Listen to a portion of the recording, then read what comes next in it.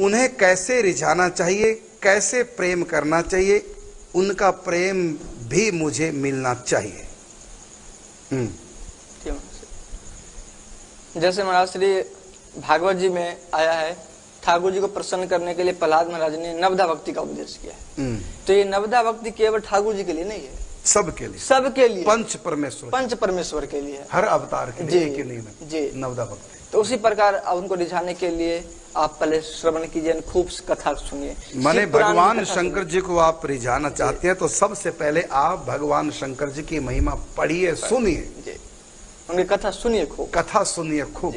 फिर ये एक नंबर। फिर दूसरे नंबर पे जो कथा आपने सुना है, जो उनकी स्तुतियां सुनिए, जो भी कुछ, तो उनका आप कीर्तन कीजिए, अर्थात आप सुनाइए जी।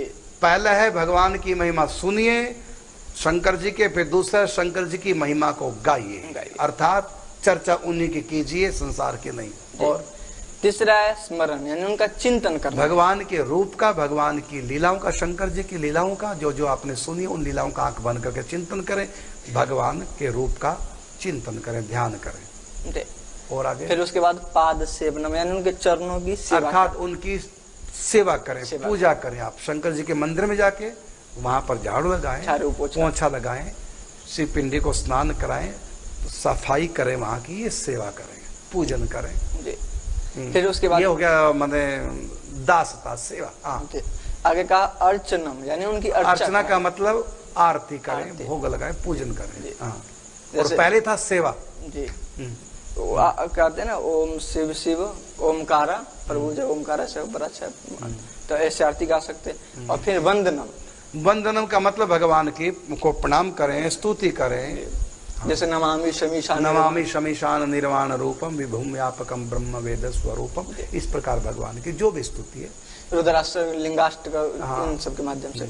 फिर उसके बाद अर्चना वंदनम दास्यम, यानी उनकी दास्ता करे। पाद सेवनम में आपने उसकी व्याख्या कर दी, तो सबकी सेवा करनी। फिर उसके बाद वंदनम दास्यम सख्यम आत्मनिवेदनम, और सख्यम थोड़ा सा जी सख्य बातें करें, बिल्कुल सख्य कठिन मैं बोलने वाला था, लेकिन आपने उसको सहज कर दिया क्योंकि हमारे अंदर में शिव जी के प्रति ऐश्वर्य रूप ही बैठा हुआ है, सख्य नहीं आता जी जी, लेकिन हम बातें करें शंकर जी जी जी, बातें करें, यही अपने दिल की बातें करें जी जी, आंख बंद करके भगवान शिव हमारे सामने, संकोच छोड़ दो जी। ये भगवान है, मैं भक्त हूँ, इस संकोच को छोड़ करके हम बराबर के हैं, मित्रवत, जैसे मित्र के साथ संकोच छोड़ करके दिल की बातें करते हैं। इस प्रकार मनी मन भगवान से बातें कीजिए, अपना सुख दुख की बातें बताइए, उनसे बात कीजिए। रोना है तो उनके आगे दिल खोल करके रो, ये मित्रवत, जैसे मित्र को दिल की बात करता है, ऐसे मानसिक आप उनसे बातें कीजिए।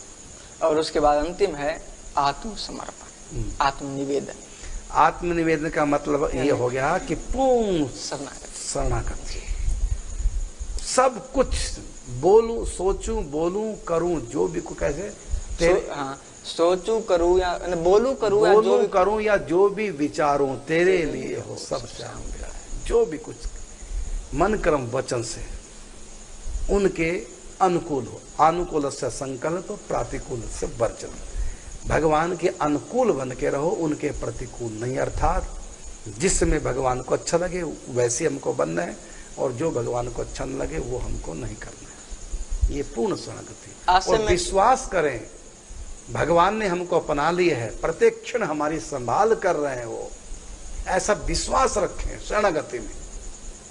हाँ जी, बस हो गया। चलो हो गया। ये आपको बताया 9 प्रकार है भगवान शिव को रिझाने के।